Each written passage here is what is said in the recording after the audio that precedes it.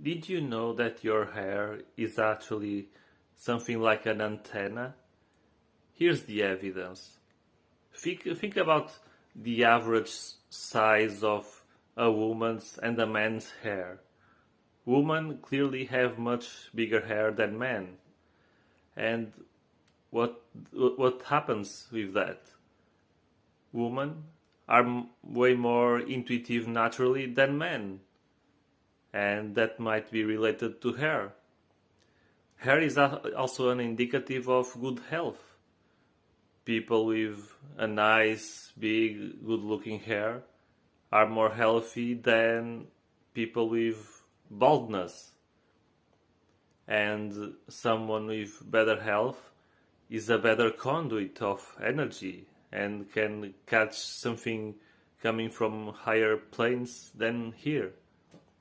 And there is also an interesting experiment in the Vietnam War where the Americans recruited some natives to become soldiers.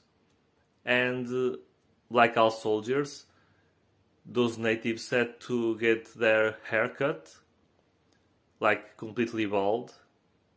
And those natives had really big hair. And they were really good at tracking people in the jungle. So, after cutting their hair, they basically became just like all other soldiers.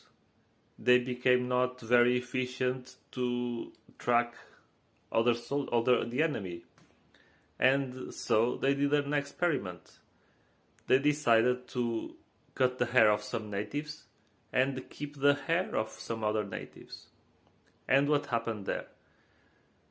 They released them in the night and they were considered as an enemy. They weren't actually the enemy, but it was an experiment. Some soldiers went to the jungle at night to track them, and the ones who got their hair cut weren't very good at escaping the enemy. But the ones who didn't have their hair cut basically were able to hide themselves from the enemy all night.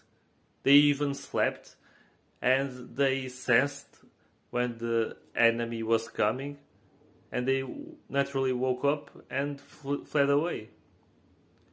So the hair isn't just for aesthetics, there's actually a higher thing, a higher source of information flowing through that, so think about it.